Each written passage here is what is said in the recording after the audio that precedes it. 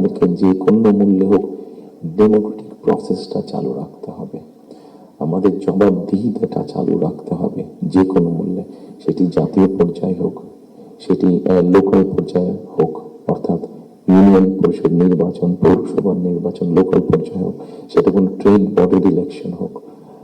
আমার ব্যক্তি যেটা বিশ্বাস, আমরা যে কোনো মূল্যে যদি এই যে জবাবদিহিতাটা, গণতান্ত্রিক প্রসেসটা যদি আমরা কন্টিনিউ করতে পারি, অনেক দেরি হয়তো আসবে, অনেক কঠিন হবে, কিন্তু একটা সার্টেন টাইম পর পর আমরা যদি গণতান্ত্রিক প্রসেসটাকে কন্টিনিউ করে যেতে পারি, তাহলে নিশ্চয়ই আমরা অবস্থার পরিবর্তন ঘটাতে সক্ষম হব।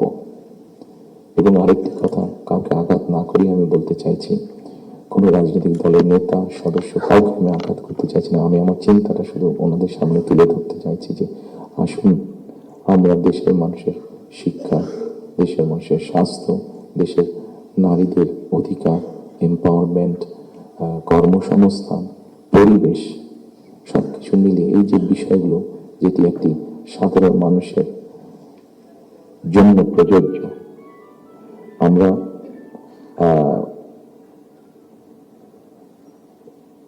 অনেকদিন ধরে আমরা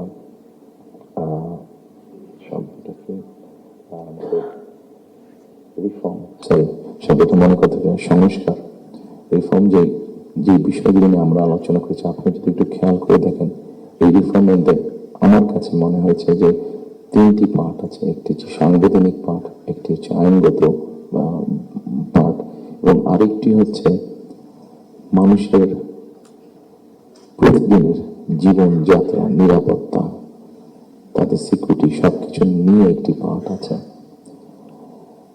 আমরা সাংবিধানিক বিষয় নিয়ে আলোচনা করেছি, আইনগত বিষয় নিয়ে আলোচনা করেছি। আমার মনে হয় মানুষের প্রতিদিনকার প্রত্যেকটি মানুষ, সকল সমাজের প্রত্যেকটি শ্রেণী পেশার মানুষ, তাদের প্রতিদিনকার যে চাওয়া পাওয়াগুলা, প্রয়োজনগুলো, সেটা নিয়ে বোধহয় আমরা আলাপ আলোচনা একটু কম করেছি। আমার কাছে মনে হয় সেই বিষয়গুলি নিয়ে বোধহয় আলোচনা করা উচিত, সেই বিষয়গুলি নিয়ে বোধহয় প্রত্যেকটি রাজনৈতিক দলের আলোচনা করা উচিত।